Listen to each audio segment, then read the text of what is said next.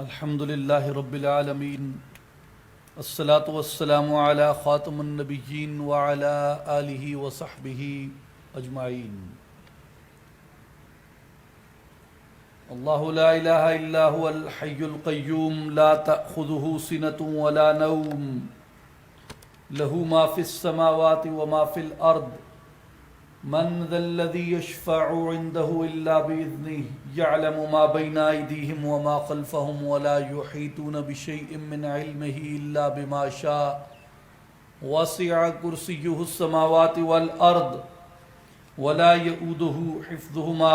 وہو العلی العظیم۔ ان اللہ وملائکتہ یصلون علی النبی یا ایہا الذین آمنوا صلوا علیہ وسلموا تسلیما۔ اللہم صلی علی سیدنا و مولانا محمد وعلی آل محمد وبارک وسلم۔ تمام احباب بآواز بلند پڑھیں الصلاۃ والسلام علیک یا سیدی یا رسول اللہ وعلی آلک و اصحابک یا حبیب اللہ یا محبوب اللہ یا محمد الرسول اللہ صلی اللہ علیہ وآلہ وبارک وسلم۔ ورفعنا لک ذکرک کا ہے سایہ تجھ پر،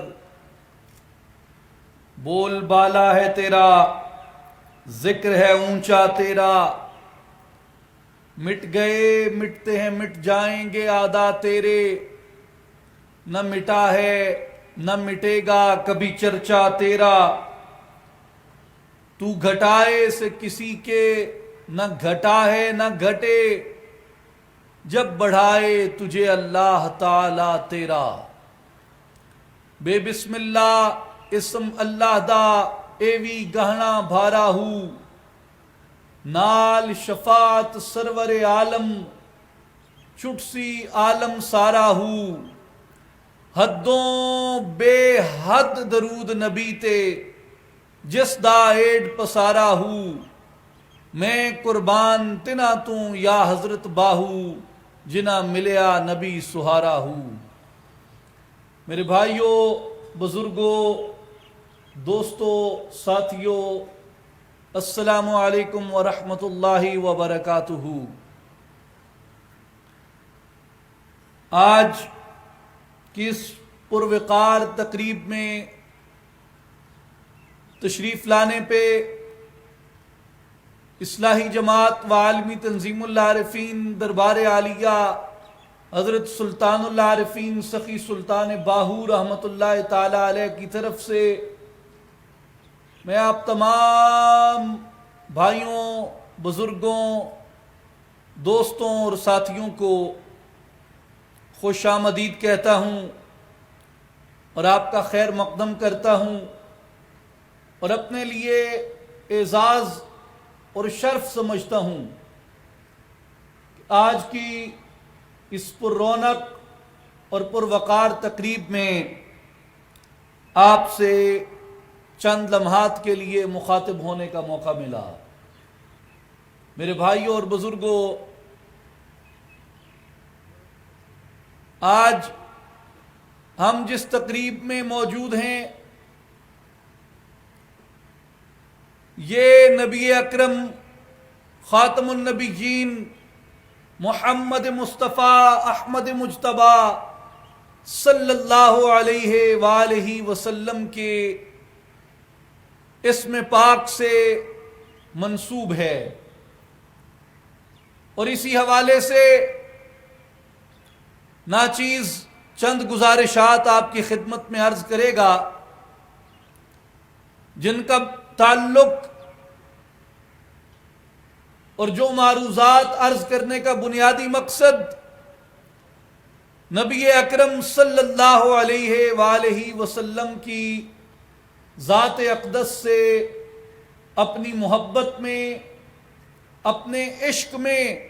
بھی اضافہ کرنا ہے، اور اس کے ساتھ ساتھ آپ صلی اللہ علیہ وآلہ وسلم کے فضل سے، آپ صلی اللہ علیہ وآلہ وسلم کی سخاوت سے، اور آپ صلی اللہ علیہ وآلہ وسلم کی نسبت سے اپنے دل کو اور اپنے سینے کو روشن کرنا ہے۔ میرے بھائیوں اور بزرگوں، آغاز کرتے ہیں اللہ پاک کی پاک کتاب سے، جس میں سورہ بقرہ میں اللہ تبارک و تعالی نے ایک واقعے کی طرف ہماری توجہ دلائی۔ وَقَالَ لَهُمْ نَبِيُّهُمْ إِنَّ آيَةَ مُلْكِهِ أَنْ يَأْتِيَكُمُ التَّابُوتُ فِيهِ سَكِينَةٌ مِّن رَّبِّكُمْ وَبَقِيَّةٌ مِّمَّا تَرَكَ آلُ مُوسَىٰ وَآلُ هَارُونَ تَحْمِلُهُ الْمَلَائِكَةُ إِنَّ فِي ذَلِكَ لَآيَةً لَّكُمْ إِن كُنتُم مُّؤْمِنِينَ۔ سورہ بقرہ آیت نمبر 248۔ اللہ جل شانہ اس میں بیان فرماتے ہیں کہ اور ان سے ان کے نبی نے فرمایا، اس کی بادشاہی کی نشانی یہ ہے کہ اس کے کہ آئے تمہارے پاس تابوت صندوق، جس میں تمہارے رب کی طرف سے دلوں کا چین ہے۔ فیہ سکینۃ من ربکم، اس تابوت میں، اس صندوق میں تمہارے رب کی طرف سے دلوں کے چین کا، دلوں کے سکون کا، اور دلوں پہ عرش سے سکینہ نازل کرنے کا اہتمام فرما رکھا ہے۔ وَبَقِيَّةٌ مِّمَّا تَرَكَ آلُ مُوسَىٰ وَآلُ ہارون، اور اس صندوق کے اندر، جس صندوق میں تمہاری تشفی قلب کا بندوبست ہے، تمہارے دل کے سکون کا بندوبست ہے، تمہارے اوپر سکینہ نازل کرنے کا بندوبست ہے، اس میں موجود کیا ہے؟ اس میں کچھ ترکہ بچا ہوا ہے آل موسیٰ کا اور آل ہارون کا۔ تحملہ الملائکہ، اور اسے فرشتے اٹھائے ہوئے ہیں۔ ان فی ذلک لآیۃ لکم ان کنتم مؤمنین، بے شک اس میں اللہ کی طرف سے نشانیاں ہیں اگر تم ایمان رکھتے ہو۔ اب کس چیز کی طرف اشارہ فرمایا؟ ایک صندوق کی طرف، ایک تابوت کی طرف، اور اس تابوت کے اندر کیا ہے؟ ترکہ ہے، بچا ہوا ہے آل موسیٰ اور آل ہارون کا، اور اٹھائے ہوئے کون ہے؟ فرشتے۔ اور نشانی کس کی ہے؟ اللہ کی۔ اور اس سے ملتا کیا ہے؟ دلوں کو چین ملتا ہے، سکینہ نازل ہوتا ہے، دلوں پہ سکون کا اطمینان کیا جاتا ہے۔ مفسرین کرام نے، امام طبری نے، صاحب جلالین نے اور دیگر مفسرین نے فرمایا ہے کہ اس میں کیا ہے، اس تابوت میں تھا کیا؟ مختلف چیزیں بیان کی۔ مثال کے طور پہ فرماتے ہیں عصا موسیٰ وعصا ہارون،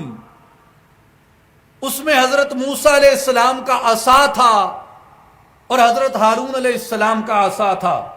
وثیاب موسیٰ وثیاب ہارون، اور اس میں حضرت موسیٰ علیہ السلام کا لباس تھا اور اس میں حضرت ہارون علیہ السلام کا لباس تھا۔ اور بعض نے کہا کہ ہی العصا والنعلان، اس میں حضرت موسیٰ اور حضرت ہارون کی لاٹھیاں بھی تھیں اور ان کی مبارک جوتیاں بھی تھیں جو وہ اپنے مبارک پاؤں میں زیب تن فرمایا کرتے تھے۔ اب ہے کیا؟ انبیاء کی بچی ہوئی چیزیں، انبیاء کی وہ چیزیں جو استعمال میں رکھتے، اپنی لاٹھیوں کو، اپنے کرتوں کو، اپنے نعلین کو جو وہ استعمال کرتے، وہ اس تابوت میں تھا۔ اور قرآن فرماتا ہے کہ وہ بادشاہی کی نشانی کے طور پہ تابوت آیا، اور اس تابوت کے اندر سکینہ کا بندوبست کیا گیا، یعنی دل کے اطمینان دل کے سکون اور دل کی شفا کا بندوبست کیا گیا. اور نشانی کس کی تھی؟ نشانی وہ اللہ کی بن گئی. کس کے لیے؟ جو ایمان والے تھے. اسی طرح میرے بھائیوں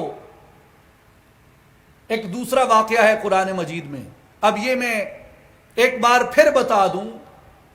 کہ یہ واقعات پیش کرنے کا مقصد یہ ہے قرآن مجید کی سورہ بقرہ کی آیت نمبر 248 سے کہ یہ واضح ہو جائے کہ از روئے قرآن مجید وہ چیز جس چیز کو کسی پیمبر کے وجود سے نسبت مل جائے، وہ چیز جسے کسی پیمبر نے مس کر لیا ہو، وہ چیز جسے کسی پیمبر نے چھوا ہو، وہ کرتا ہو چاہے اس نے بدن پہ پہنا، وہ عصا ہو چاہے اس نے ہاتھ میں اٹھایا، وہ جوتے ہوں چاہے اس نے اپنے قدموں میں پہنے، کوئی بھی چیز جسے پیغمبر سے نسبت مل جاتی ہے اللہ کے نزدیک وہ چیز برکت کا درجہ حاصل کر لیتی ہے. وہ چیز برکت کا درجہ حاصل کر لیتی ہے. وہ اللہ کی نشانیوں میں سے نشانی بن جاتی ہے اور وہ آسمان سے سکینہ اترنے کا سبب بن جاتی ہے. اور قرآن مجید نے ایک مقام پر تو اشیاء پیمبر کو یعنی ہارون علیہ السلام اور موسیٰ علیہ السلام کی اشیاء کو اللہ کی نشانیاں قرار دیا اور ان کے ذریعے سے بادشاہی اور ان کے ذریعے سے ان کی برکت سے سلطنت کے قائم ہونے کی طرف اندیا دیا اور آسمان سے سکون نازل ہونے کے بارے میں بتایا. اب آئیے سورہ یوسف میں جہاں حضرت یوسف علیہ السلام کے بھائی حضرت یوسف کو پہچان لیتے ہیں اور حضرت یوسف علیہ السلام ان سے اپنے والد گرامی کے بارے میں دریافت کرتے ہیں اور قرآن مجید اس سارے واقعے کو بالتفصیل بیان کرتا ہے سورہ یوسف میں. اور حضرت یوسف علیہ السلام اپنے بھائیوں کو اپنی قمیص عطا کرتے ہیں، اپنا کرتا عطا کرتے ہیں. کرتا عطا کر کے فرمایا اذهبوا بقمیصی ھذا، یہ میرا کرتا لو اور واپس میرے والد حضرت یعقوب علیہ السلام کی بارگاہ میں جاؤ. فَأَلْقُوهُ عَلَى وَجْهِ أَبِي، اور یہ جا کر میرے والد کے چہرے پر ڈال دینا. یأتی بصیرا، اس لیے کہ ان کی بینائی لوٹ آئے. یہ سورہ یوسف کی آیت نمبر 93 ہے. اس کے 3 آیات بعد آیت نمبر 96 میں فرمایا فلما ان جاء البشیر، وہ خوشخبری دینے والا حضرت یعقوب علیہ السلام کی خدمت اقدس میں پہنچ گیا، وہ کرتا لے کے جو یوسف علیہ السلام نے دے کے بھیجا تھا. القاہ علی وجہہ، پس وہ جو بھائی تھا، وہ جو بشارت لانے والا تھا، اس نے حضرت یوسف علیہ السلام کے حکم کے مطابق وہ کرتا نکالا تھیلے سے اور حضرت یعقوب علیہ السلام کے چہرے پر وہ کرتا ڈال دیا. فرتد بصیرا، اور وہ بصیرت یعقوب علیہ السلام کی جو غم یوسف میں، ہجر یوسف میں رو رو کر چلی گئی تھی، یوسف علیہ السلام کے کرتے کے چہرے پر لگنے کی دیر تھی کہ قرآن کہتا ہے فرتد بصیرا، گئی ہوئی بصارت کرتے کی برکت سے لوٹ آئی. گئی ہوئی بصارت کرتے کی برکت سے لوٹ آئی. یہ میں کہاں سے پڑھ رہا ہوں؟ سورہ یوسف قرآن مجید کے اندر ہے. میرے بھائیوں اور بزرگوں، میرے دوستوں اور ساتھیوں، اس سے یہ معلوم ہوتا ہے ان دونوں واقعات سے، چاہے تابوت ہو، چاہے یوسف علیہ السلام کا کرتا ہو قرآن میں، اس سے یہ پتہ چلتا ہے کہ کوئی بھی چیز جسے کسی پیغمبر کے، کسی نبی کے وجود سے مس نصیب ہو جائے، لمس نصیب ہو جائے، چھونا نصیب ہو جائے، نسبت نصیب ہو جائے، وہ چیز عام نہیں رہتی، بلکہ اس چیز کے اندر سکینہ بھی آ جاتا ہے، سکون بھی آ جاتا ہے، بادشاہی کی کنجیاں بھی آ جاتی ہیں، اور شفا بھی ایسی شفا آ جاتی ہے کہ گئی ہوئی بینائی لوٹ آتی ہے، گئی ہوئی بینائی لوٹ آتی ہے۔ اس لیے میرے بھائیوں اور بزرگوں، قرآن مجید یہ سکھاتا ہے کہ ہر وہ چیز جسے اللہ کے نبی سے، اللہ کے کسی نبی سے، موسیٰ علیہ السلام سے، ہارون علیہ السلام سے، یوسف علیہ السلام سے، یا دیگر انبیاء میں سے بھی جس کسی چیز کو نسبت مل جاتی ہے، وہ چیز عام نہیں رہتی، بلکہ نسبت پیغمبر ملنے سے خاص ہو جاتی ہے۔ جس طرح میرے بھائیوں یاد رکھیں، ایک بات میں آپ کو عرض کر دوں، نبی کس چیز کا استاد ہوتا ہے؟ پیغمبر کس چیز کی تعلیم دیتا ہے؟ پیغمبر اپنی قوم کو کیا سبق یاد کراتا ہے؟ پیغمبر جتنے بھی آئے، سیدنا آدم علیہ السلام سے لے کے سیدنا عیسیٰ روح اللہ علیہ السلام تک، اور خاتم الانبیاء محمد مصطفیٰ احمد مجتبی صلی اللہ علیہ وآلہ وسلم نے بھی، سب نے اپنی اقوام کو، اپنی امتوں کو ایک سبق یاد کرایا، اور وہ سبق تھا لا الہ الا اللہ۔ وہ سبق کیا تھا؟ لا الہ، بولیں بلند آواز سے، لا الہ، لا الہ، لا الہ، لا الہ، لا الہ۔ پیغمبر کا سبق کیا ہے؟ لا الہ الا اللہ۔ پیغمبر توحید کا استاد ہوتا ہے، معلم توحید ہوتا ہے، توحید سینے میں ڈالتا ہے، توحید کے مطابق زندگی گزارنے کی تلقین کرتا ہے، ہر شرک کو،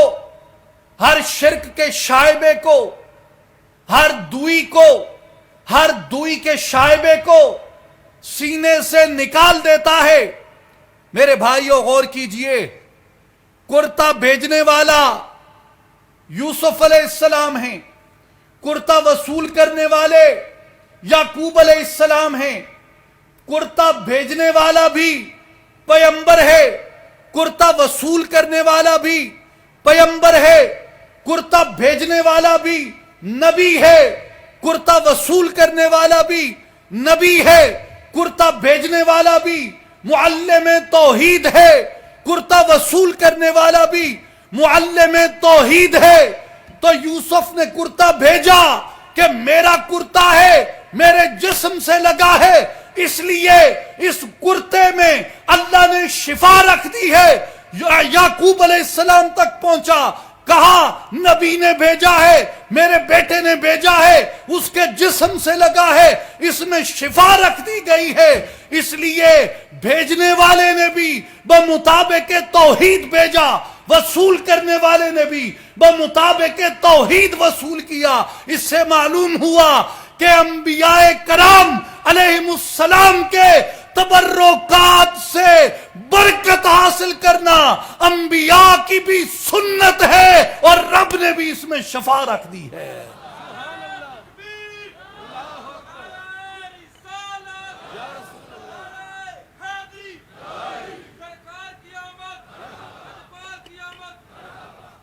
اس لیے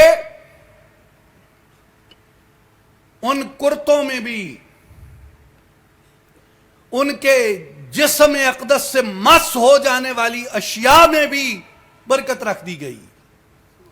شفا رکھ دی گئی۔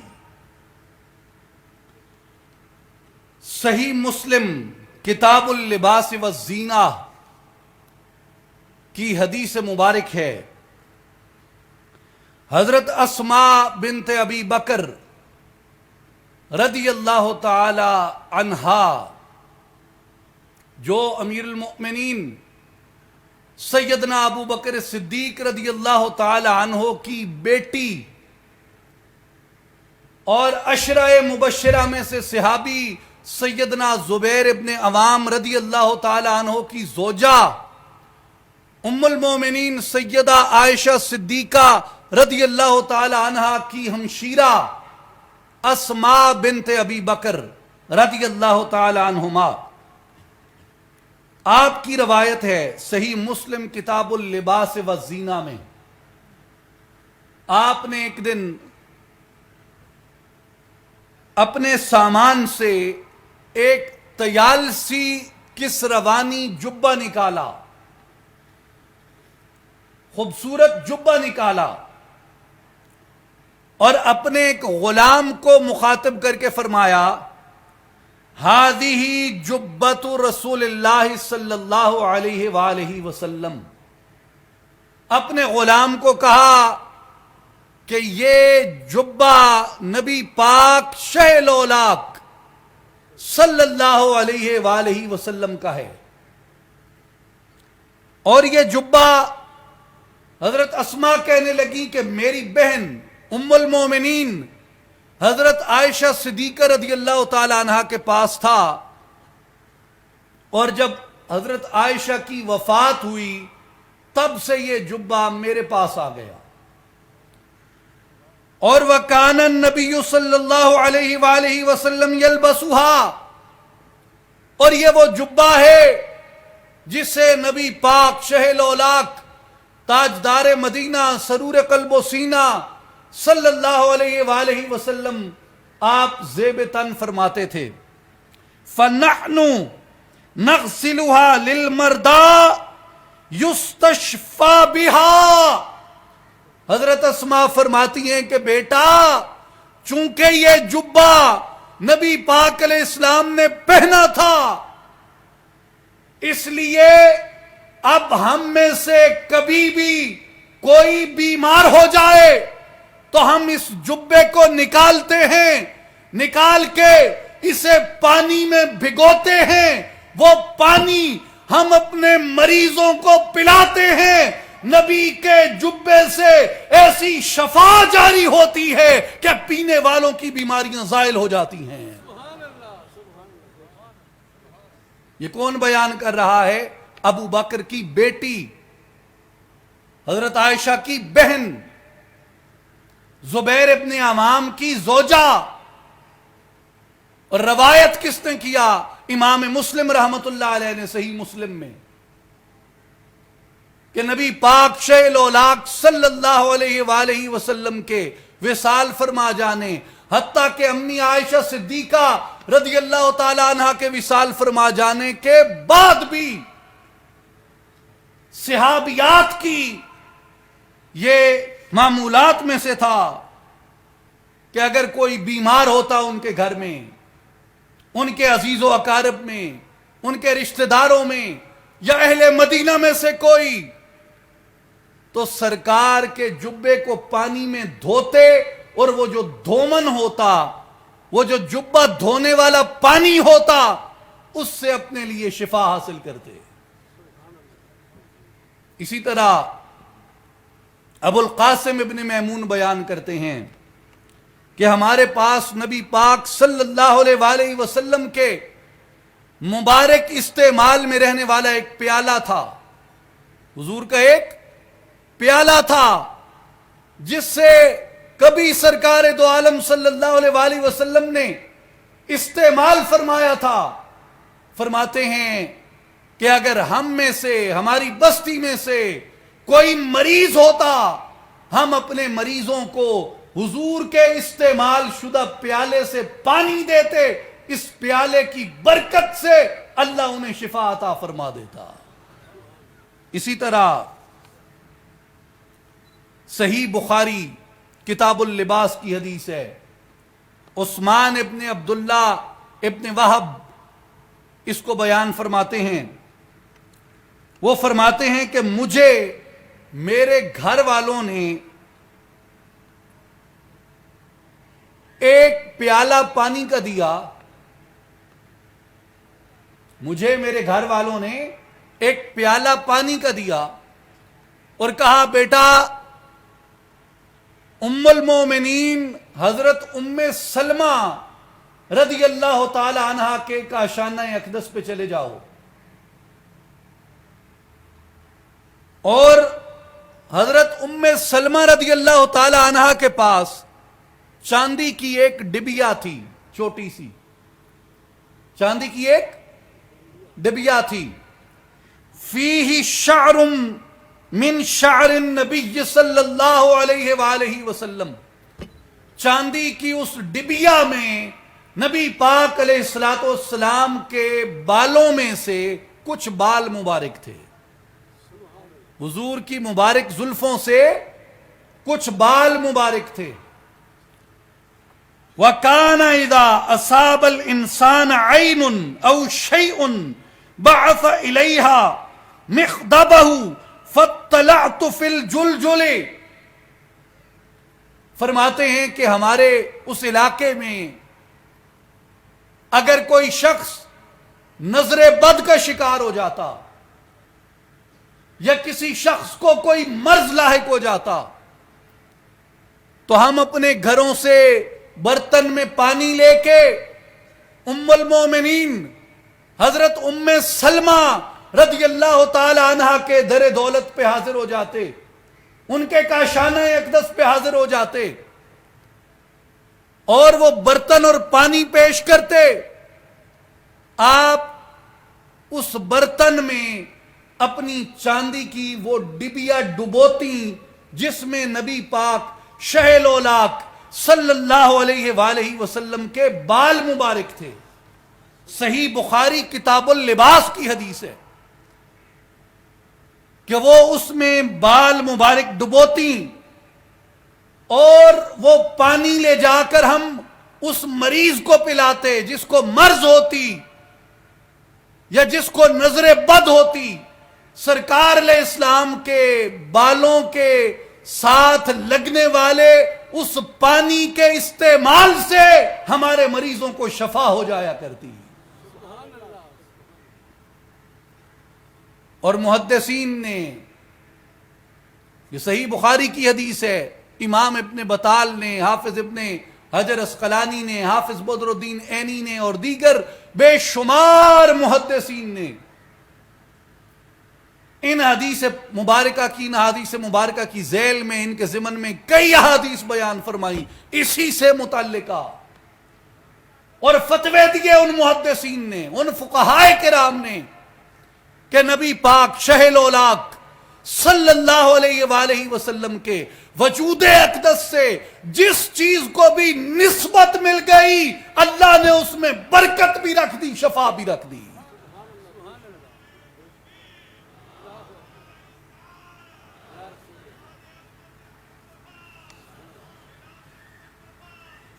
اس لیے میرے بھائیوں اور بزرگوں یاد رکھیں، غور کریں، اذا اصاب الانسان عین او شیء بعث الیہا، کہ جب کبھی بھی کسی شخص کو نظر بد لگ جاتی یا کسی کو کچھ ہو جاتا، گویا ایک آدھ مرتبہ کی بات نہیں ہے کہ ایک بار ہوا، دو بار ہوا، چار بار ہوا۔ حضرت عثمان ابن عبداللہ ابن وہب فرماتے ہیں کہ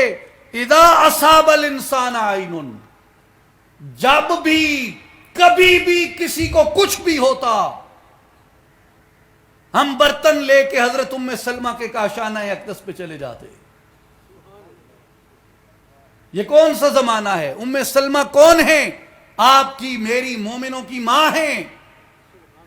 اور جانے والے کون ہیں؟ کوئی صحابی ہے، کوئی صحابیہ ہے، کوئی صحابی کا بیٹا ہے، کوئی تابعی کا بیٹا ہے، ان کے اہل خاندان ہیں، وہ لے کے جاتے. اور میرے بھائیوں اور بزرگوں، اس لیے کہ قرآن مجید نے تابوت سکینہ سے اور سیدنا یوسف علیہ السلام کے کرتے سے مومنین پر یہ واضح فرما دیا کہ کوئی بھی چیز جو کسی پیمبر کے وجود سے مس ہو جائے، جسے کسی پیمبر کے وجود کا لمس نصیب ہو جائے، وہ چیز عام نہیں رہتی. اس میں اللہ تبارک و تعالی رحمتوں کے، برکتوں کے اور شفا کے چشمے جاری فرما دیتا ہے. میرے بھائیوں اور بزرگوں، نبی پاک شیخ الاولاق صلی اللہ علیہ وآلہ وسلم کے جبے سے صحابہ تبرک حاصل کرتے.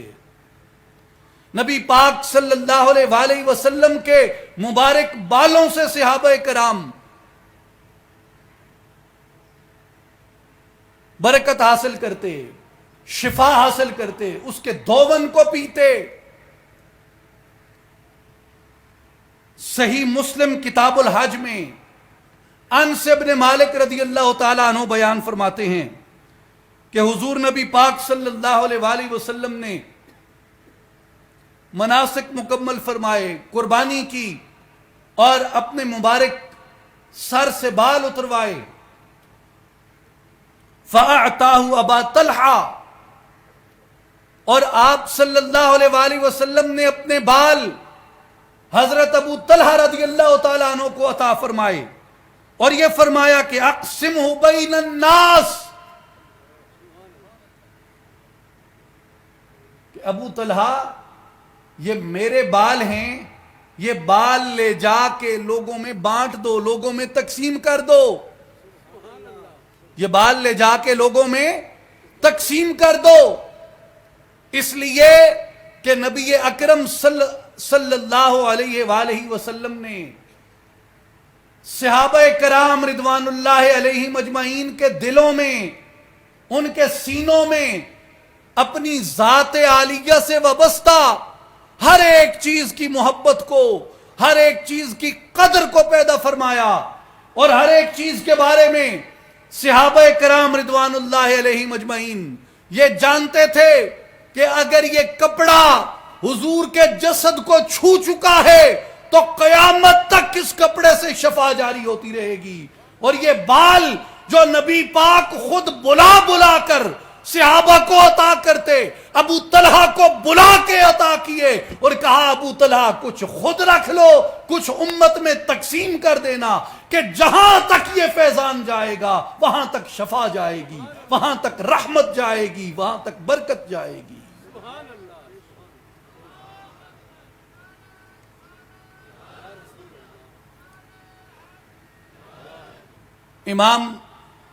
امام ابو یعلا الموصلی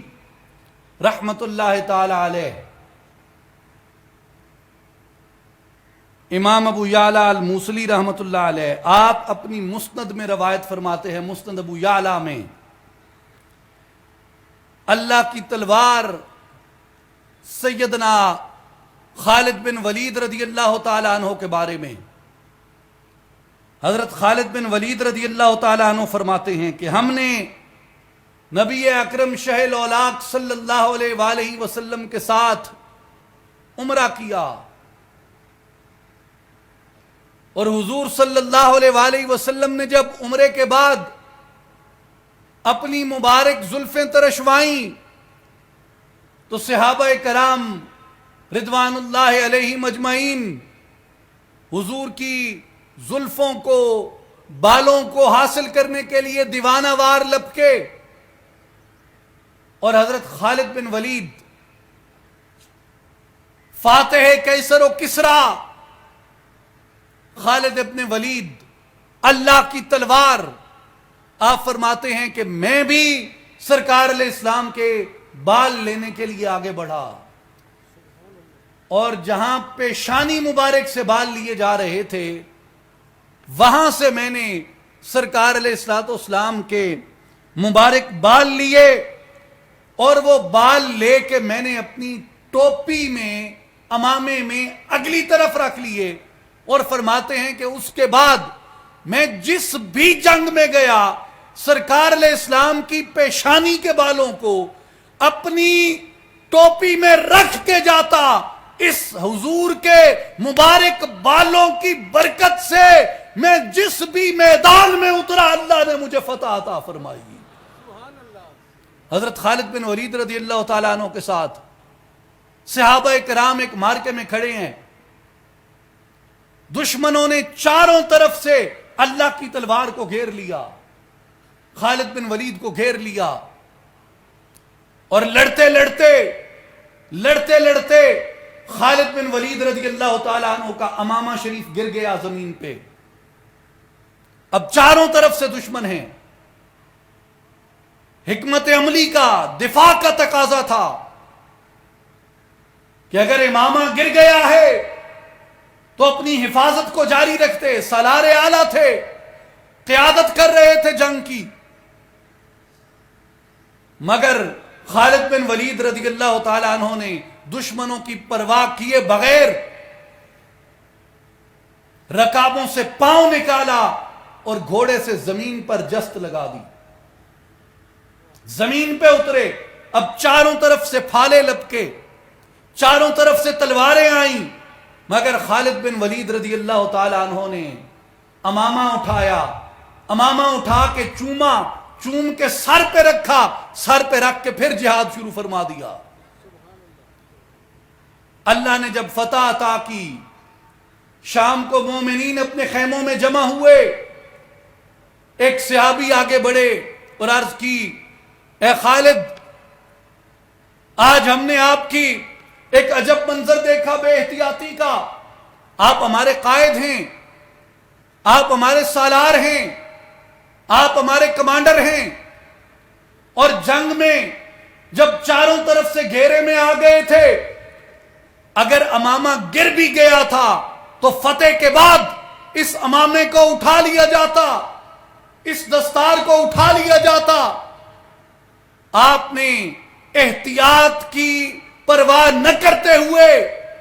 اس امامے کو، اولیت تھی، اسے اٹھا کے سر پہ رکھا۔ اس کی کیا خاص وجہ ہے کہ آپ اپنے امامے کو اپنی جان پر بھی زیادہ ترجیح دیتے ہیں؟ خالد بن ولید رضی اللہ تعالیٰ عنہ نے فرمایا، لوگوں اس لیے کہ اس امامے کی برکت سے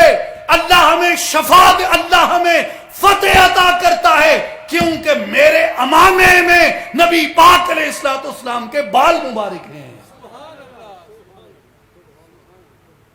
جند جاندی تے گھولی جاوے یا حضرت باہو، ساڑی یار ولوں بڑھاوے ہوں۔ جہاں حضور صلی اللہ علیہ وآلہ وسلم کے منہ مبارک ہیں، میرے دوستوں اور بزرگوں، یہ فاتحین تھے جنہوں نے اپنے سروں کا تاج نبی پاک شہ الاولاق صلی اللہ علیہ وآلہ وسلم کی مبارک تبرکات کو بنایا، ان کے ذریعے سے فتح پاتے۔ اگر تابوت سکینہ فتح کی علامت کے طور پہ آ سکتا ہے تو نبی پاک علیہ السلام کے منہ مبارک بھی فتح کی علامت ہیں۔ میرے بھائیوں، سلطان سلیم یاوز، جسے سلیم اول بھی کہتے ہیں، پہلا عثمانی سلطان جس نے حجاز فتح کیا، سلطان سلیم یاوز سے لے کے ریاست سلطنت عثمانیہ کے اختتام تک عثمانیوں کی ایک ٹریڈیشن تھی، ایک روایت تھی کہ جو بھی عثمانی خلیفہ تخت نشین ہوتا، اس کے تاج میں اس کے تاج میں مور کا ایک پر لگا ہوتا تھا، پرے طاؤس جسے کہتے ہیں، وہ پرے طاؤس مور کا پر اس کے تاج میں لگا ہوتا،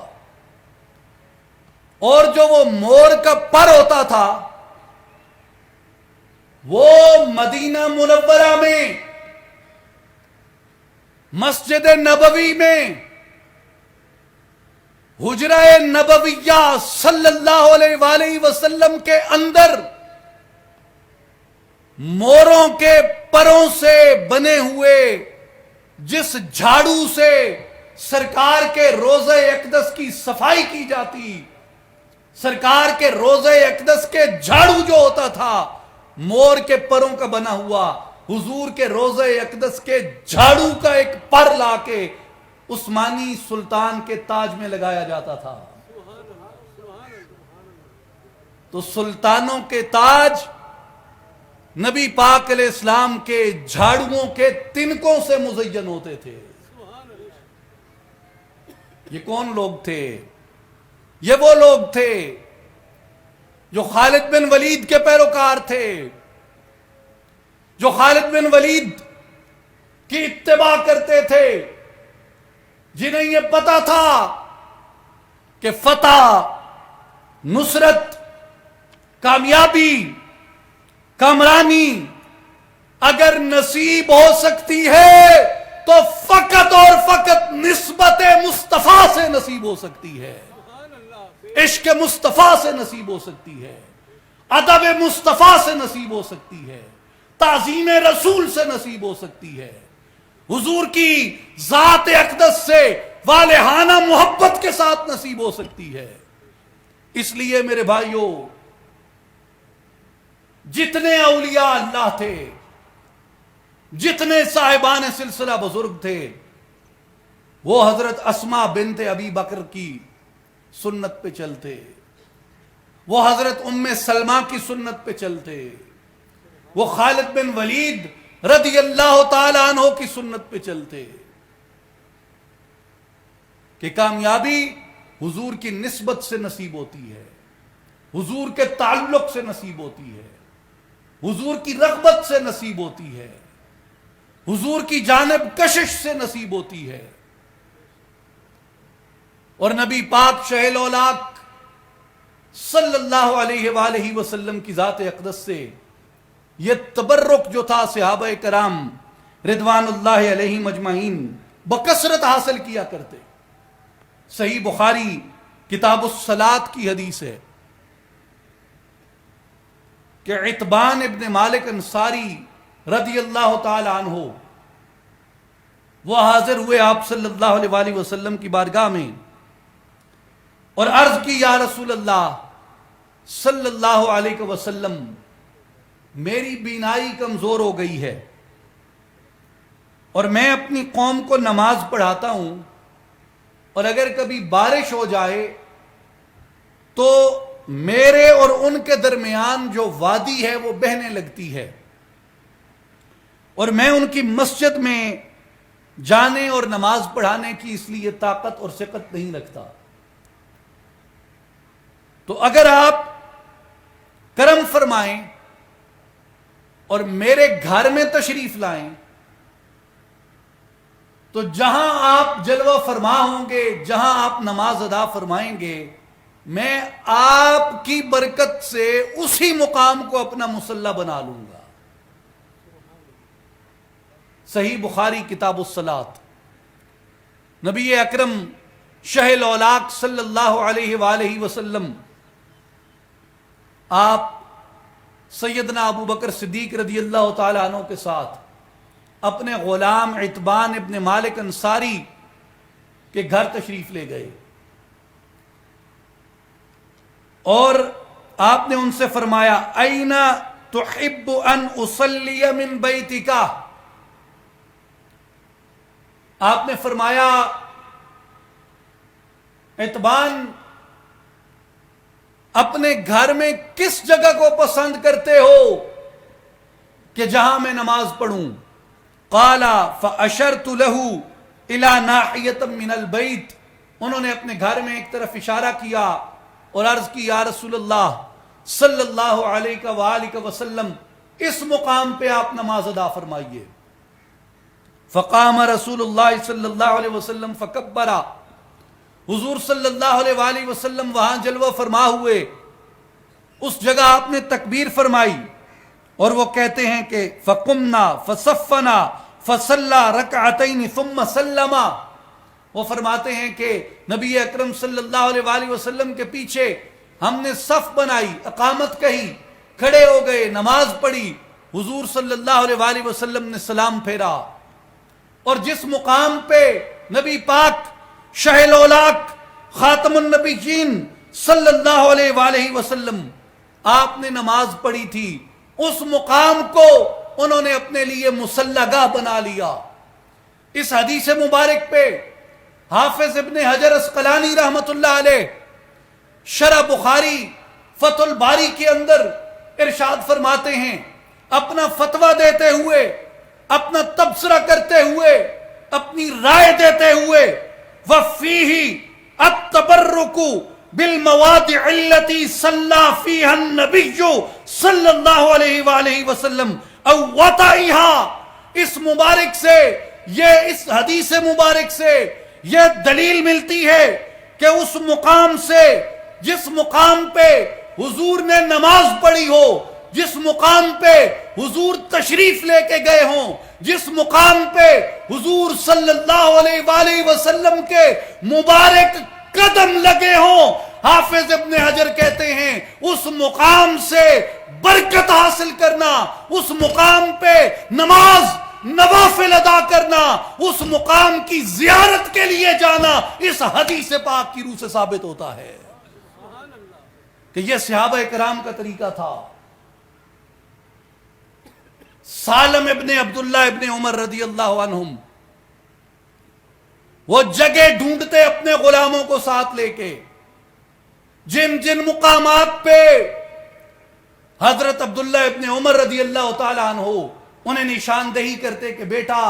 یہاں یہاں میرے نبی علیہ السلام نے نمازیں ادا فرمائی تھیں،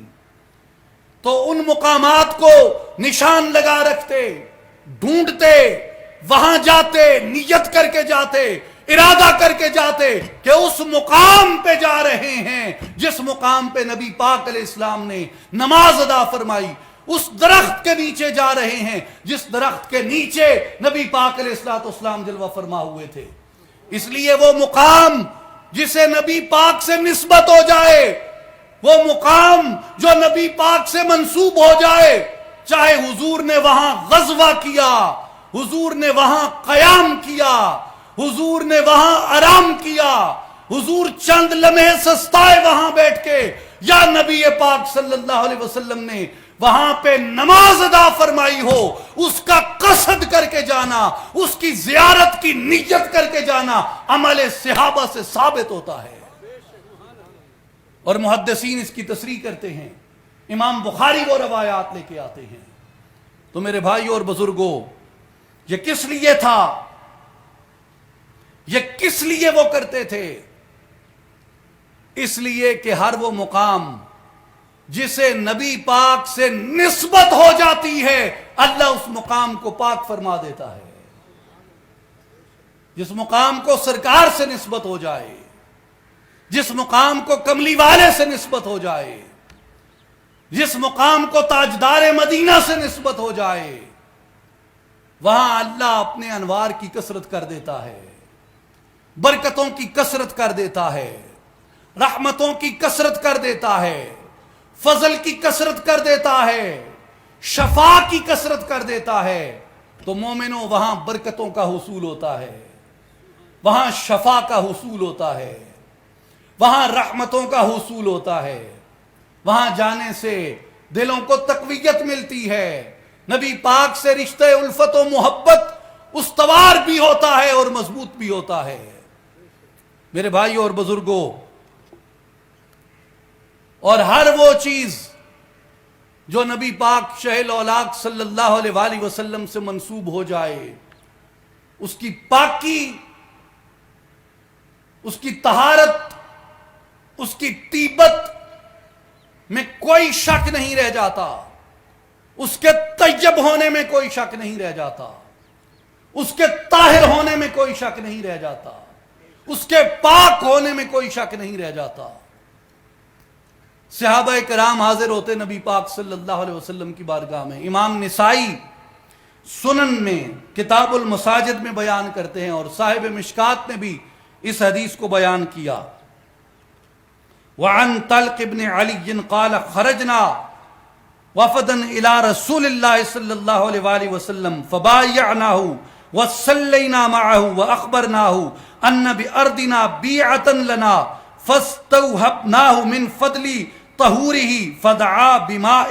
فتودع وتمدمد ثم صبه في إداوة وأمرنا فقال اخرجوا فإذا أتيتم أرضكم فاكسروا بيعتكم واندحوا مكانها بهذا الماء واتخذوها مسجدا قلنا إن البلد بعيد والحر شديد والماء ينشف فقال مدوه من الماء فإنه لا يزيده إلا طيبا۔ حضرت طلق ابن علی رضی اللہ تعالیٰ عنہ روایت کرتے ہیں، فرماتے ہیں کہ ایک وفد حاضر ہوا نبی پاک شہ الاولاق کی بارگاہ میں۔ انہوں نے آ کے عرض کی کہ یا رسول اللہ صلی اللہ علیہ وسلم، ہم ابھی ایمان لائے آپ پہ، ہمارے علاقے میں ہمارے قدیم مذہب کا ایک معبد ہے، ہمارے پرانے مذہب کی عبادت گاہ ہے، اور اب وہاں اس مذہب کا ماننے والا کوئی نہیں، تو ہم یہ چاہتے ہیں کہ اس پرانے معبد کو ختم کر کے ہم وہاں پہ مسجد بنا لیں۔ اس لیے یا رسول اللہ صلی اللہ علیہ وسلم اپنی پاکی سے کچھ عطا فرمائیں تاکہ وہ جگہ پاک ہو جائے۔ فدعا بماء، حضور صلی اللہ علیہ وسلم نے یہ بات سنی، صحابہ کو کہا کہ جاؤ پانی لے کے آؤ۔ فتودع، اس پانی سے وضو کیا۔ وتمدمدا، کلی فرمائی، اور وہ پانی ایک برتن میں جمع کر دیا گیا۔ حضور کے وضو کا پانی، حضور کی کلی کا پانی ایک برتن میں جمع کر دیا گیا، اور جمع کر کے حضور صلی اللہ علیہ وآلہ وسلم نے فرمایا کہ یہ پانی لے جاؤ، اور جس جگہ پہ معبد ہے وَانْدَحُوا مَكَانَهَا بِهَذَا الْمَاءِ، معبد ختم کر کے میرے وضو والا پانی وہاں چھڑک دینا۔ وہ معبد ختم کر کے میرے وضو والا، میرے کلی والا پانی وہاں پہ چھڑک دینا، اور پھر وہاں پہ مسجد کی بنیاد رکھ دینا۔ وہ عرض کرتے ہیں یا رسول اللہ صلی اللہ علیہ وسلم، ان البلد بعید والحر شدید، حضور وطن دور ہے اور گرمی سخت ہے، وطن دور ہے، گرمی سخت ہے، جاتے جاتے یہ پانی سوکھ نہ جائے۔ سرکار علیہ الصلوۃ والسلام نے فرمایا اس پانی میں اور پانی جمع کر لو، اور جتنا اس پانی میں تم پانی جمع کرتے جاؤ گے وہ سارا پاک ہوتا جائے گا۔ اور وہ صحابہ کرام رضوان اللہ علیہم اجمعین وہاں پہ گئے، اور وہاں جا کے اس مقام پہ وہ پانی چھڑکا۔ کون سا پانی؟ سرکار کے وضو کا پانی، سرکار کی کلی کا پانی۔ کس لیے چھڑکا؟ کہ وہ مقام پاک ہو جائے، وہ جگہ پاک ہو جائے، اسے طہارت نصیب ہو جائے، اسے پاکی نصیب ہو جائے۔ اس لیے حافظ ابن حجر رحمت اللہ علیہ فرماتے ہیں وَفِيهِ التَّبَرُّكُ بِفَضْلِهِ عَلَيْهِ السَّلَامِ، اس سے یہ معلوم ہوا کہ نبی پاک صلی اللہ علیہ وآلہ وسلم سے منسوب چیزوں سے برکت حاصل کی جا سکتی ہے۔ وَنَقْلُهُ إِلَى الْبِلَادِ وَنَذِيرُهُ مَاءُ زَمْزَمَ۔ حافظ ابن حجر فرماتے ہیں اس لیے حضور کے تبرکات ایک شہر میں بھی رکھے جا سکتے ہیں، اور حضور صلی اللہ علیہ وآلہ وسلم کے مبارک تبرکات ایک شہر سے دوسرے شہروں کے اندر لے جانا بھی صحابہ کرام کی سنت ہے۔ اور آج بھی وہ فرماتے ہیں کہ جیسے زمزم کا پانی اپنی برکت سے معروف ہے، اپنی برکت سے منسوب ہے، تو اس مقام سے تم پورے بلاد اسلامیہ میں لے کے جاتے ہو، جب حج پہ جاتے ہو، جب عمرے پہ جاتے ہو، اس لیے کہ اس پانی کے اندر برکت ہے اور اس کی برکت مسلمہ ہے، تو اس لیے وہ پانی جہاں جہاں پہنچتا ہے اپنی برکت ساتھ لے کے جاتا ہے، اپنی رحمت ساتھ لے کے جاتا ہے، اپنی شفا ساتھ لے کے جاتا ہے۔ لہذا انبیاء کرام سے بھی جس چیز کو نسبت نصیب ہو جاتی ہے وہ چیز طیب ہو جاتی ہے، وہ چیز پاک ہو جاتی ہے، اس چیز سے برکت حاصل کی جاتی ہے، جس کی قرآن مجید میں کئی مثالیں ہیں۔ اور جیسا گفتگو کی ابتدا میں ہم نے سورہ بقرہ سے تابوت سکینہ کے بارے میں جانا، یوسف علیہ السلام کے کرتے کے بارے میں جانا کہ جس طرح ایک کرتا ایک مقام سے دوسرے مقام پہ سفر کر کے جاتا ہے، کرتا ایک مقام سے دوسرے مقام پہ شفا کے لیے بھیجا جاتا ہے، بینائی کے حصول کے لیے بھیجا جاتا ہے، اسی طرح اگر ہارون علیہ السلام کا عصا، نعلین، کپڑے باعث برکت ہیں قرآن کی روح سے، اگر موسیٰ علیہ السلام کے عصا، نعلین، کپڑے باعث برکت ہیں قرآن کی روح سے، اگر یوسف علیہ السلام کا کرتا باعث برکت ہے قرآن کی روح سے، لا الہ الا اللہ محمد الرسول اللہ پڑھنے والوں، ہر وہ جبہ، ہر وہ بال، ہر وہ نالین، ہر وہ عصا جسے رسول پاک سے نسبت حاصل ہو جائے اس سے شفا بھی ملتی ہے، اس سے برکت بھی عطا ہوتی ہے۔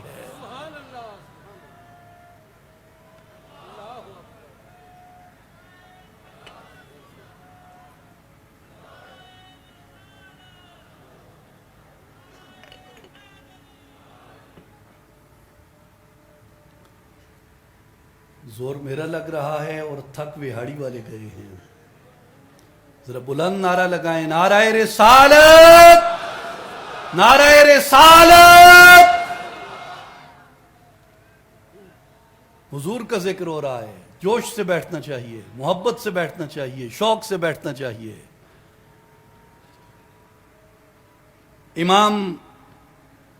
محمد بن اسماعیل بخاری رحمت اللہ تعالی علیہ، امام بخاری رحمت اللہ علیہ نے صحیح بخاری میں ایک مستقل باب قائم کیا، ایک مستقل باب قائم فرمایا، باب ما ذکر من درع النبی صلی اللہ علیہ وآلہ وسلم وعصاہ وسیفہ وقدحہ وخاتمہ وما استعمل الخلفاء بعده من ذلك مما لم يذكر قسمته ومن شعره ونعله وآنيته مما يتبرك أصحابه وغيرهم بعد وفاته صلی اللہ علیہ وآلہ وسلم۔ امام بخاری رحمت اللہ علیہ نے ایک مستقل باب باندھا جس کے نیچے کئی احادیث مبارکہ لے کے آئے کہ نبی پاک صلی اللہ علیہ وآلہ وسلم کی ما ذکر من درع النبی، برکت حاصل کرنا حضور کی اشیاء سے، کن کن چیزوں سے؟ من درع النبی، حضور کی زرہ سے، وعصاہ، حضور کی لاٹھی سے، وسیفہ، حضور کی تلوار سے، وقدحہ، حضور کے پیالے سے،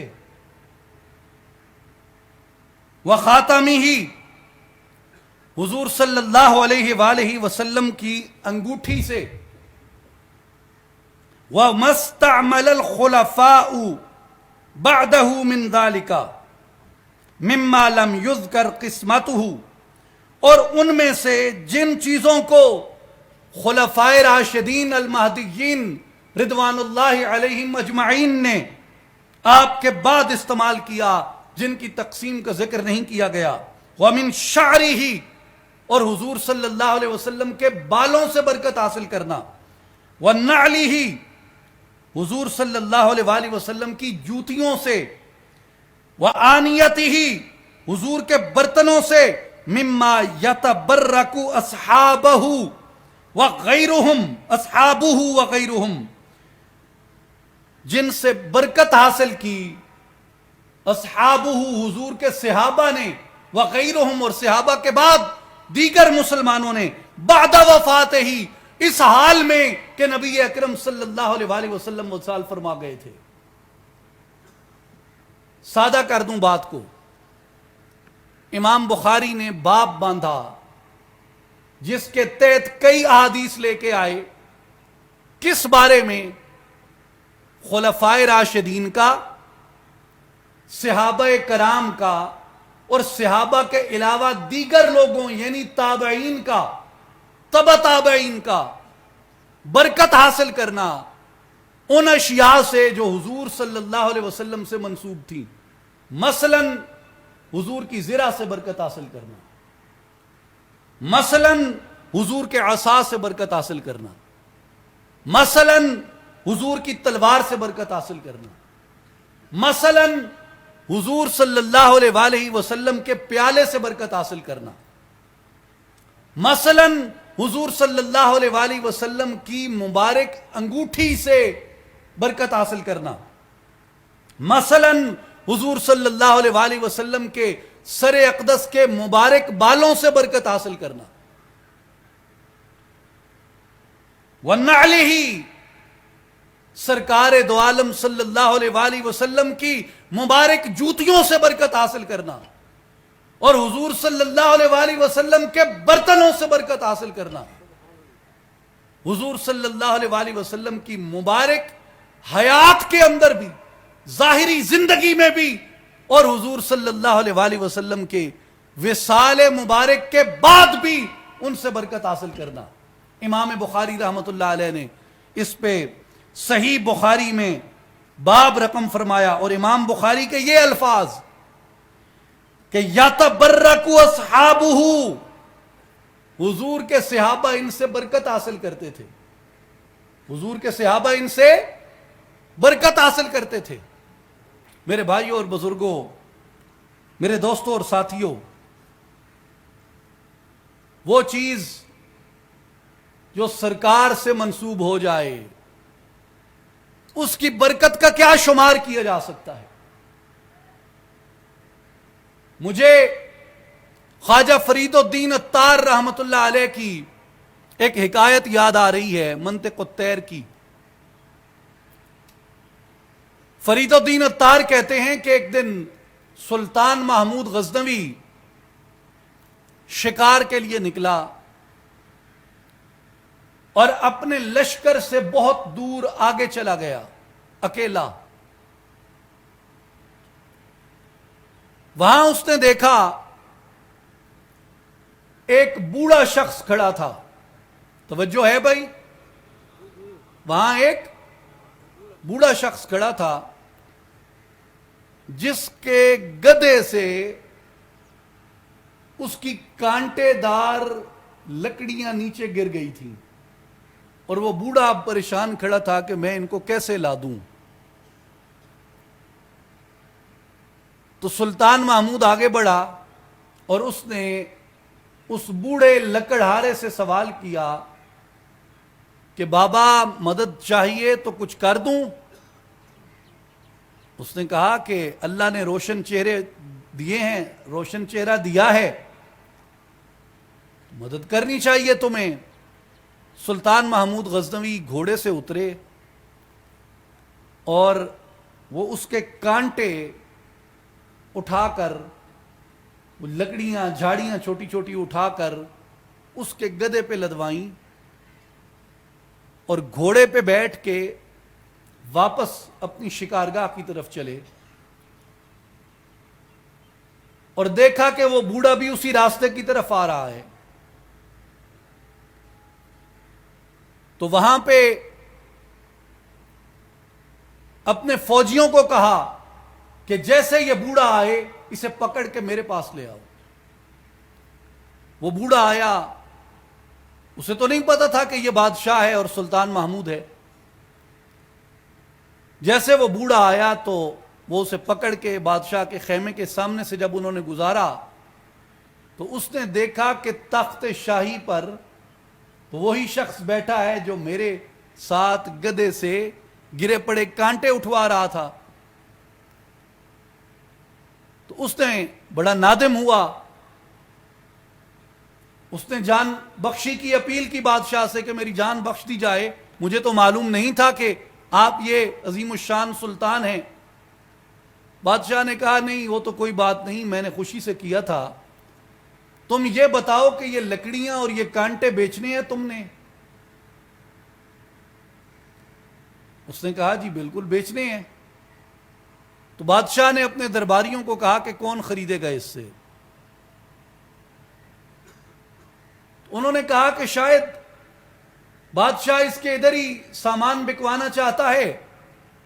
تو اس کو 2 4 5 اشرفیاں دے دیں گے، روانہ کر دیں گے۔ ایک وزیر نے کہا بادشاہ میں خریدنا چاہتا ہوں۔ تو بادشاہ نے اس گڈریے کو کہا کہ بولو بھائی کتنے میں بیچنا ہے؟ اس گڈریے نے کہا کہ میں 1 کانٹا 1 اشرفی کے بدلے میں دوں گا۔ 1 کانٹا 1 اشرفی کے بدلے میں دوں گا۔ پتہ لگ ونجے نا کہ انہوں تے بڈھے ہی وگڑ ویندے نے، ایک واری مال دی قیمت سمجھ آ ونجے، جیندے گھر دانے تے کملے ہی سے آنے۔ اس نے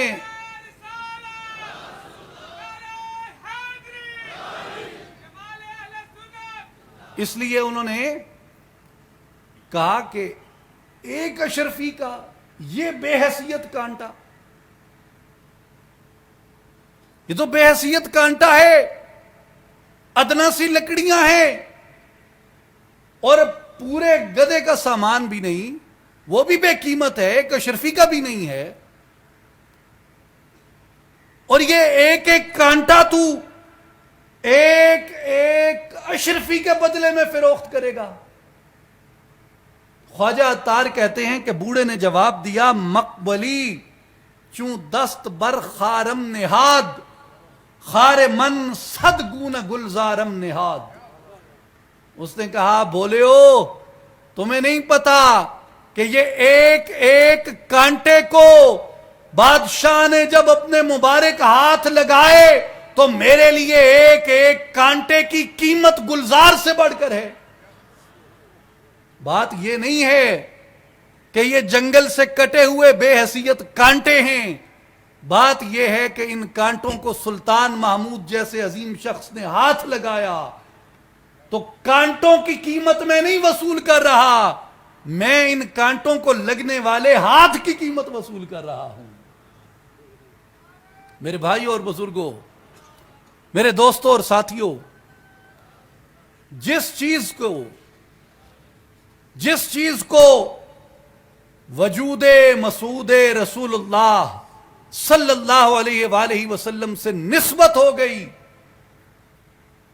اگر وہ ادنا کانٹا بھی ہے تو اپنی قدر و قیمت میں گلزاروں سے بڑھ کر ہے، ادنا پیالہ بھی ہو تو اپنی قیمت میں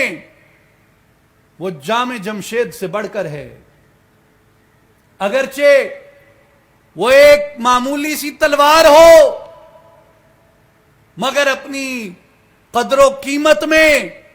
وہ دنیا کے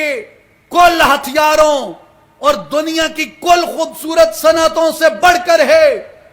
اگر وہ ایک چھوٹی سی انگوٹھی بھی ہو جسے سرکار دو عالم صلی اللہ علیہ وآلہ وسلم کی ذات اقدس سے نسبت ہو گئی، کل دنیا کے پہاڑ جواہرات بنا دیے جائیں، اس معمولی پتھر کی قیمت بھی نہیں ہو سکتے جسے سرکار کے پائے اقدس نے ایک بار چھوا ہو۔ اس لیے میرے بھائیوں اور بزرگوں، اس لیے نبی پاک شہ الاولاق خاتم النبیین رحمت للعالمین محمد مصطفیٰ احمد مجتبی صلی اللہ علیہ وآلہ وسلم کی ذات اقدس سے مسلمان کا، مومن کا، کلمہ گو کا، امتی کا جو تعلق ہے وہ اس لطافت پہ، پاکیزگی پہ، شک، شبے، وہم، گمان، وسوسے سے بالا تر ہوتا ہے، جہاں نہ ہی کسی ناپاکی کو دخل ہوتا ہے، نہ کسی شک کو دخل ہوتا ہے، نہ کسی تشکیک کو دخل ہوتا ہے، بلکہ وہاں تعلق وہ ہوتا ہے کہ اگر نبی اکرم صلی اللہ علیہ وآلہ وسلم ایک توجہ مبارک ہم گنہگاروں کی طرف فرما دیں تو یا رسول اللہ آپ سے نسبت پانے والے اگر ادنا لکڑیوں کو یہ شرف عطا ہو سکتا ہے، ہم تو آپ کے امتی ہیں، اگر ہم پہ آپ کی ایک نظر کرم ہو جائے گی ہماری دنیا بھی سنور جائے گی، قبر بھی روشن ہو جائے گی اور آخرت بھی سنور جائے گی۔ میرے بھائیوں،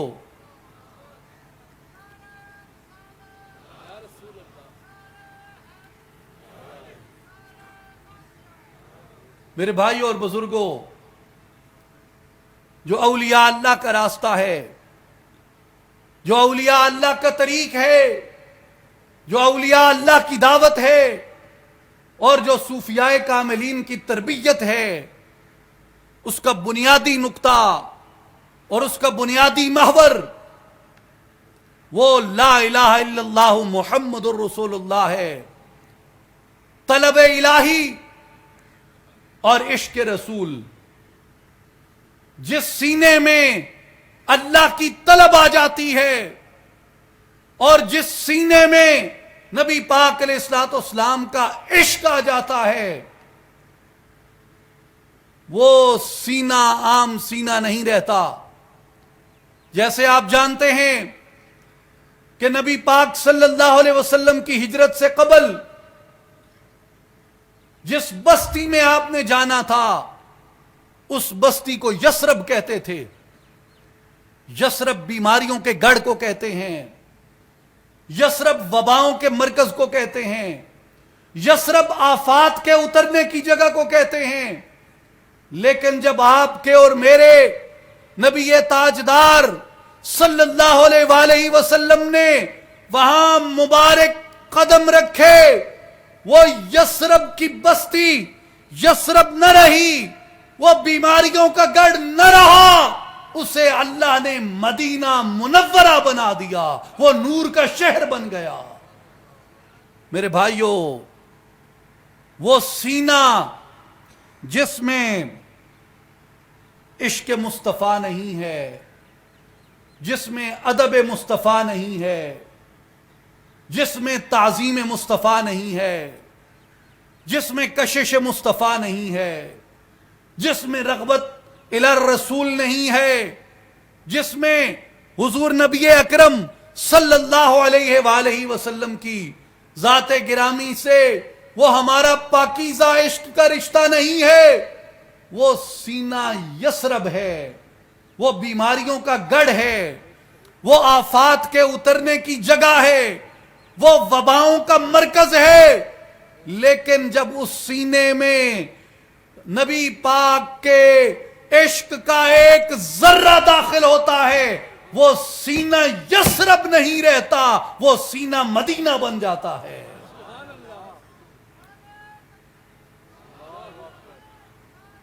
اس لیے اصلاحی جماعت کی، عالمی تنظیم العارفین کی، ہمارے حضور مرشد کریم کی یہی دعوت ہے کہ لوگوں آؤ اور اپنے سینوں کو رحمت مصطفیٰ سے منور کر لو، اپنے سینوں کو عشق مصطفیٰ سے منور کر لو۔ اور جو صوفیاء کاملین تھے اور آج تک بھی ان کا جو منہج ہے تربیت کا، ان کا جو طریقہ کار ہے تربیت کا، ان کا جو معمول ہے تربیت کا، وہ بزور بندوق اپنا نقطہ نظر نافذ نہیں کرتے، وہ جبر کے ذریعے اپنا نقطہ نظر نافذ نہیں کرتے، وہ تشدد کے ذریعے اپنا نقطہ نظر نافذ نہیں کرتے،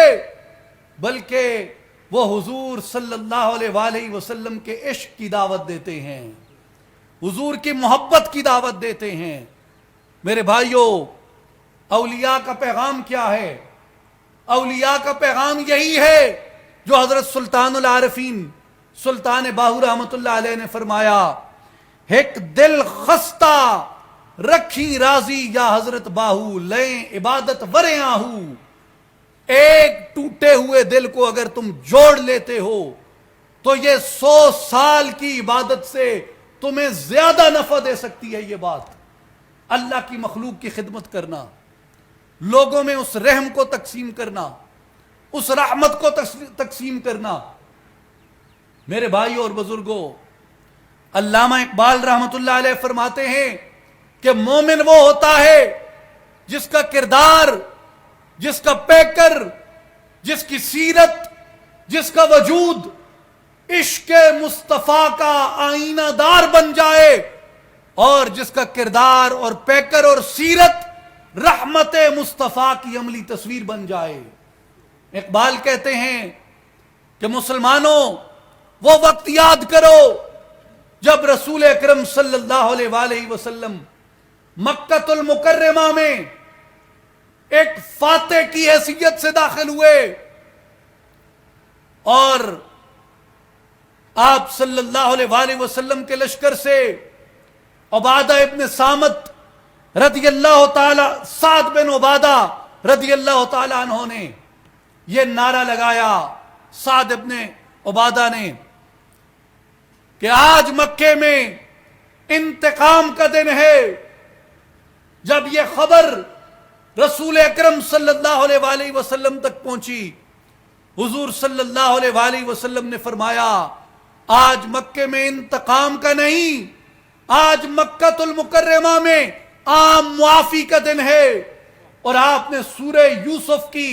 وہ آیت مبارک تلاوت فرمائی کہ جب یوسف علیہ السلام کی خدمت میں بھائی آئے،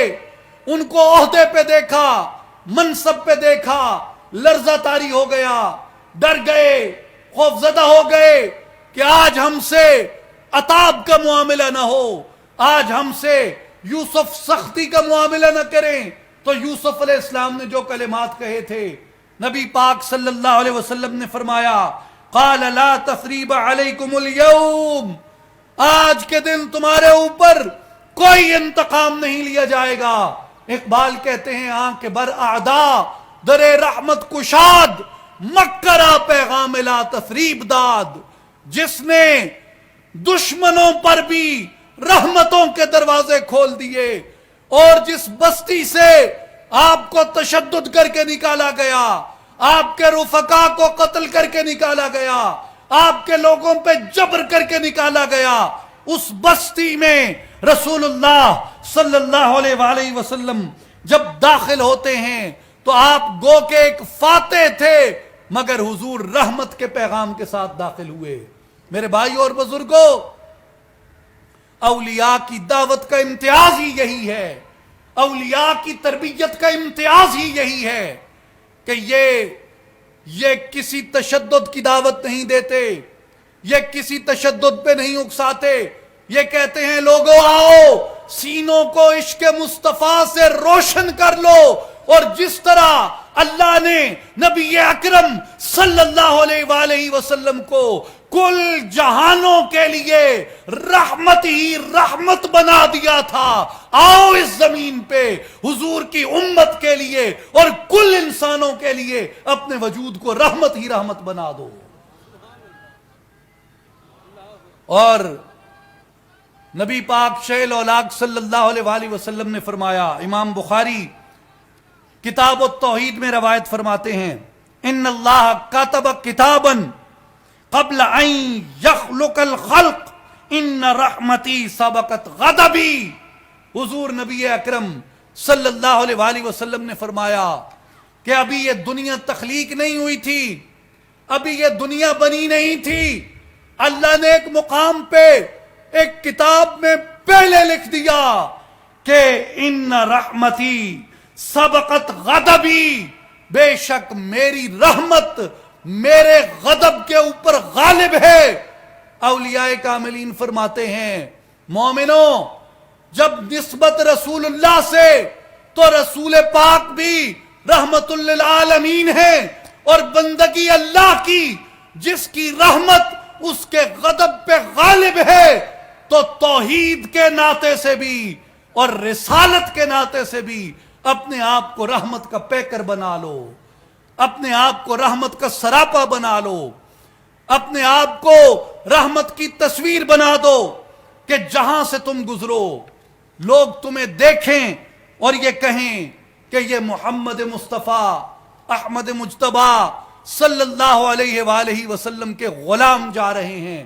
اولیاء کیا سکھاتے ہیں، صوفیاء کیا بتاتے ہیں، اصلاحی جماعت وہ دعوت دینے آئی ہے،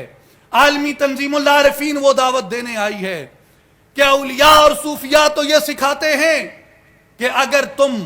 ظالم ہو، اگر تم ظلم کرتے ہو، اگر تم جبر کرتے ہو تو یاد رکھو تم سے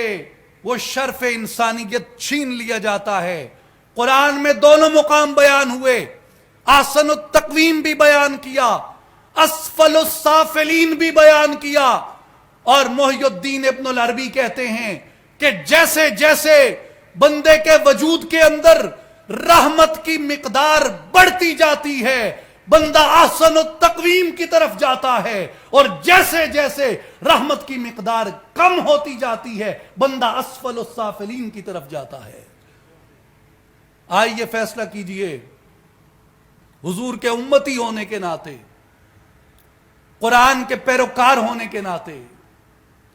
نبی اکرم صلی اللہ علیہ وسلم کے کلمہ گو ہونے کے ناطے، اور اس رب کا بندہ ہونے کے ناطے جس کی رحمت اس کے غضب پہ غالب ہے، ہمارے لیے کیا زیبا ہے ہم اس کی مخلوق میں کیسے بن کے رہیں، عتاب کے ساتھ، ظلم کے ساتھ، شدت کے ساتھ، فتنوں کے ساتھ، فساد کے ساتھ، تشدد کے ساتھ، قتل و غارت کے ساتھ، مار دھاڑ کے ساتھ، خون خرابے کے ساتھ، یا رحمت کے ساتھ، محبت کے ساتھ، تالیف قلب کے ساتھ، کشش کے ساتھ، رغبت کے ساتھ، امن کے ساتھ، نرمی کے ساتھ، نرم زبان کے ساتھ، نرم لہجے کے ساتھ، نرم رویے کے ساتھ، نرم لفظوں کے ساتھ، نرم چہروں کے ساتھ، محبت کے، امن کے پیغام کے ساتھ کس طریقے سے ہمیں زیب دیتا ہے۔ اولیاء فرماتے ہیں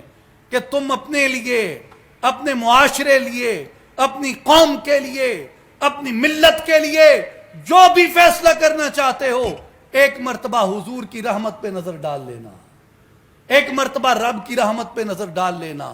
اگر رب تم سے رحمت کا معاملہ کرتا ہے تو تم بھی رب کے بندوں سے رحمت کا معاملہ کرو۔ اگر نبی پاک صلی اللہ علیہ وآلہ وسلم نے بھی اپنی امت پہ اور اپنے بدترین دشمنوں پہ رحمت کا دروازہ کھولا ہے تو لوگوں تم بھی اپنے دشمنوں کے لیے نبی پاک کی سنت میں رحمتوں کے دروازے کھولنے والے بن جاؤ۔ تم بھی نبی پاک علیہ الصلوۃ والسلام کی سنت میں امن کے دروازے کشادہ کرنے والے بن جاؤ، صلح کے دروازوں کو کھولنے والے بن جاؤ، محبتوں کے دروازوں کو کھولنے والے بن جاؤ، لوگوں کو ملانے والے بن جاؤ، معاشرے کو جوڑنے والے بن جاؤ، معاشرے کو جمع کرنے والے بن جاؤ، معاشروں کو اکٹھا کرنے والے بن جاؤ، اور نبی پاک شہ الاولاق صلی اللہ علیہ وآلہ وسلم کی امت مبارکہ کے لیے رحمت کی نوید بن جاؤ۔ نعرہ تکبیر، نعرہ رسالت، نعرہ خلافت، نعرہ حیدری، نعرہ غوثیہ، نعرہ حضور جانشین سلطان الفقر حضرت سخی سلطان محمد علی صاحب، نعرہ سلطانیہ۔ تمام احباب محبت سے اپنی جگہوں پہ، اپنی نشستوں پہ تشریف رکھیں۔ تمام احباب اپنی جگہ پہ تشریف رکھیں۔ محفل اپنے اختتامی مراحل میں ہے۔ ہماری خوش قسمتی ہے، خوش نصیبی ہے کہ مرشد ما، قائد ما، جانشین سلطان الفقر، سرپرست اعلیٰ اصلاحی جماعت و عالمی تنظیم العارفین حضرت سخی سلطان محمد علی صاحب دربار عالیہ سلطان العارفین حضرت سخی سلطان باہو رحمۃ اللہ علیہ آپ مسند صدارت پہ جلوہ فرما ہیں، اور ہم آپ کے چہرے انور کی زیارت بھی کر رہے ہیں، آپ کی موجودگی کے فیضان سے بھی اپنے آپ کو منور کر رہے ہیں۔ اور میرے بھائیوں، یہ سعادت کے لمحات ہیں کہ اللہ والوں کی صحبت میں، کسی مرد کامل کی صحبت میں ایک گھڑی بیٹھنا ہمیں وہ نفع دے سکتا ہے۔ مولانا رومی کہتے ہیں یک زمانہ صحبت با اولیاء، اگر کسی مرد کامل کی مجلس میں تو ایک لمحہ بیٹھ جائے بہتر از 100 سال طاعت بے ریا، ہو سکتا ہے قیامت کے دن تجھے 100 سال کی بے ریا عبادت سے بھی زیادہ نفع دے۔ اس لیے میرے بھائیوں، یہ ہمارے لیے برکت بھی ہے، ہمارے اس محبتوں کے شہر کے لیے بھی برکت ہے آپ کی تشریف آوری اور آپ کی موجودگی۔ اور میرے بھائیوں اور بزرگوں، میں اختتام کی طرف جاتے ہوئے یہ عرض کرنا چاہتا ہوں کہ شیخ سعدی رحمۃ اللہ علیہ فرماتے ہیں کہ ایک چیونٹی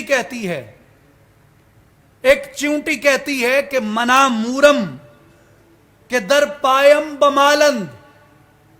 نزمبورم کے ازنیشم بنالند۔ چیونٹی کہتی ہے کہ میں اپنے آپ کو خوش نصیب سمجھتی ہوں کہ گو کے لوگ مجھے پاؤں تلے روند کے جاتے ہیں، گو کے لوگ مجھے پاؤں تلے روند کے جاتے ہیں، مگر میں اپنے آپ کو خوش نصیب سمجھتی ہوں کہ لوگ بھیڑ کی طرح میرے ڈنگ سے ڈر کے نہیں جاتے، بھیڑ کی طرح میرے ڈنگ سے ڈر کے نہیں جاتے۔ ڈیمو آندا ہے نا جی تے کیڑی آدھی ہے آ کے میں چنگی رہ گئی ہاں،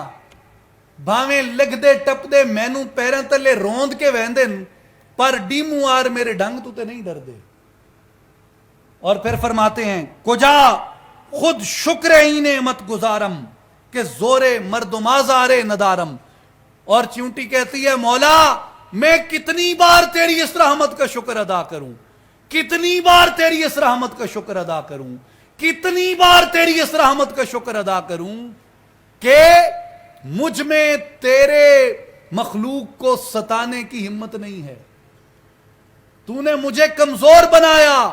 مگر میری یہی کمزوری طاقت بن گئی کہ مجھ سے تیرا کوئی بندہ تنگ نہیں ہے، مجھ سے تیرے کسی بندے پہ ظلم نہیں ہوا،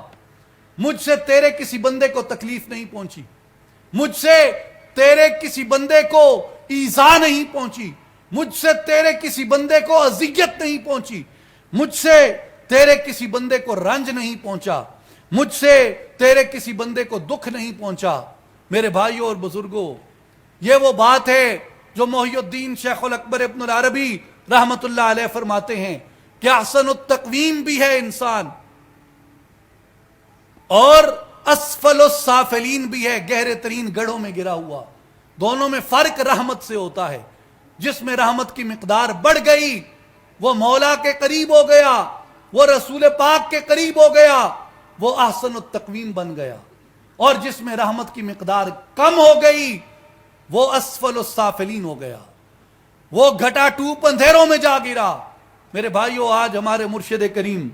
سلطان العارفین حضرت سلطان باہو رحمت اللہ علیہ کی درگاہ عالیہ سے چل کے یہی پیغام دینے کے لیے آئے ہیں کہ آؤ لا الہ الا اللہ محمد الرسول اللہ پڑھنے والوں، رحمت کی تصویریں بن جاؤ، رحمت کے آئینے بن جاؤ،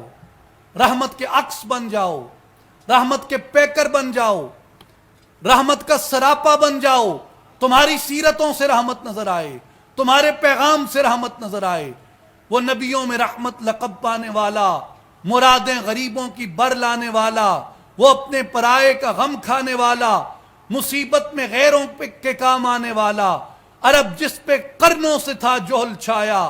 پلٹ دی بس ایک آن میں اس کی کایا، قبائل کو شیر و شکر کرنے والا، مفاسد کو زیر و زبر کرنے والا۔ میرے بھائیوں، اس نبی تاجدار خاتم الانبیاء صلی اللہ علیہ وآلہ وسلم کے امتیوں، آج جب یہ معاشرہ ٹوٹ پھوٹ کی طرف جا رہا ہے، آج جب یہ معاشرہ انتشار کی طرف جا رہا ہے، آج جب یہ معاشرہ اپنے اخلاقی انحطاط کی طرف جا رہا ہے، آؤ اس معاشرے کو جوڑنے کی بات کریں کہ رحمت مصطفیٰ کی بات کریں۔ آؤ اس معاشرے کو جمع کرنے کی بات کریں کہ رحمت مصطفیٰ کی بات کریں۔ آؤ اس اخلاقی انحطاط سے، اس اخلاقی زوال سے، اس اخلاقی تنزل سے نکلنے کی بات کریں کہ اخلاق مصطفیٰ کی بات کریں۔ اخلاق مصطفیٰ کے بغیر ہمارے پاس کوئی راستہ نہیں ہے اپنے اس اخلاقی تنزل، اخلاقی زوال کی کیفیت سے باہر آنے کے لیے۔ اولیاء اللہ کی یہی دعوت ہے، اصلاحی جماعت کی، عالمی تنظیم العارفین کی یہی دعوت ہے کہ لوگوں،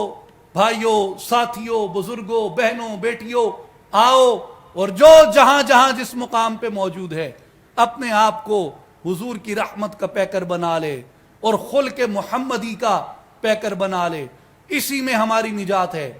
علامہ اقبال رحمت اللہ علیہ کہتے ہیں، مقام خیش اگر خواہی دریں دیر، بحق دل بند و راہ مصطفیٰ رو۔ اگر دنیا میں اپنا کھویا ہوا مقام چاہتے ہو، اللہ کی طلب پیدا کرو، رسول اللہ کے راستے پہ چلو۔ رسول اللہ کا راستہ اخلاق کا راستہ ہے، رسول اللہ کا راستہ آداب کا راستہ ہے، رسول اللہ کا راستہ محبت کا راستہ ہے، رسول اللہ کا راستہ نرمی کا راستہ ہے، رسول اللہ کا راستہ رحمت کا راستہ ہے، رسول اللہ کا راستہ صلح کا راستہ ہے، رسول اللہ کا راستہ معاف کرنے کا راستہ ہے، رسول اللہ کا راستہ جوڑنے کا راستہ ہے، رسول اللہ کا راستہ شیر و شکر کرنے کا راستہ ہے، رسول اللہ کا راستہ محبتیں عام کرنے کا راستہ ہے۔ میں انہی الفاظ کے ساتھ آپ سے اجازت چاہتا ہوں۔ ودانائے سبل ختم الرسل، مولائے کل جس نے غبار راہ کو بخشا، فروغ وادی سینہ نگاہ عشق و مستی میں، وہی اول وہی آخر وہی قرآن وہی فرقان وہی یاسین وہی طٰہٰ، وآخر دعوانا ان الحمد للہ رب العالمین۔